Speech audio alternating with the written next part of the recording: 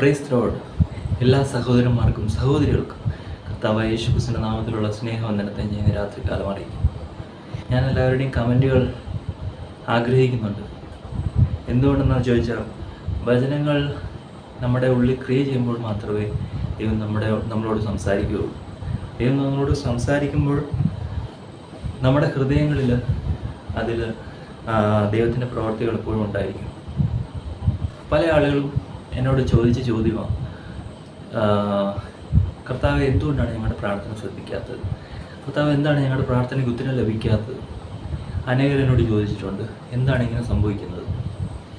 അതിനുള്ള ഉത്തരം എന്ന് പറഞ്ഞാൽ, കർത്താവ് നമ്മുടെ ഉള്ളമാണ് ശോധന ചെയ്യുന്നത്. ദൈവം ശോധന ചെയ്യുന്നത് നമ്മുടെ ഉള്ളമാണ്. അപ്പം ആദ്യമേ നമ്മുടെ ഉള്ളം കർത്താവിൽ പകരാം. നമ്മുടെ ഉള്ളം നമ്മുടെ പ്രശ്നങ്ങളിൽ പകർന്നാൽ ദൈവം അതിനുള്ള ഉത്തരം നൽകത്തില്ല. ദൈവം നമ്മുടെ ഉത്തരം നൽകണമെന്നുണ്ടെങ്കിൽ നമ്മുടെ പ്രശ്നങ്ങൾ നമ്മുടെ കർത്താവിൻ്റെ സന്നിധിയിൽ സമർപ്പിക്കണം.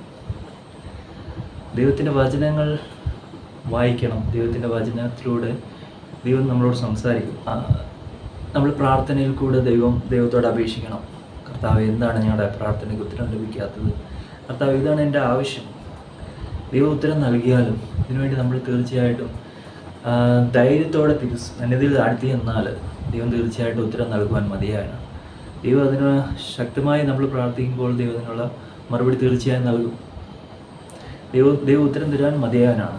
അതുകൊണ്ട് പൂർണ്ണമായിട്ടും ദൈവത്തിൽ വിശ്വസിക്കുക, കർത്താവിൽ തന്നെ വിശ്വസിക്കുക, അവനിൽ ആശ്രയിക്കുക. അപ്പോൾ ദൈവം തീർച്ചയായും ഉത്തരം നൽകുവാൻ ദൈവം ശക്തനാണ്, നീതിമാനാണ്. സങ്കീർത്തനം 139 2 വാക്യം ഇങ്ങനെ പറയുന്നുണ്ട്, എൻ്റെ നിരൂപണങ്ങൾ നീ ദൂരത്ത് നിന്ന് ഗ്രഹിക്കുന്നു.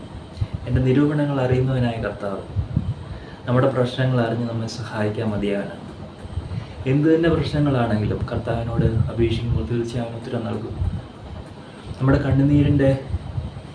കണ്ണുനീരോടുകൂടി ആ പ്രാർത്ഥന ദൈവം തീർച്ചയായും ശ്രദ്ധിക്കുകയും അതിനുള്ള മറുപടി തീർച്ചയായും നൽകുകയും തരും.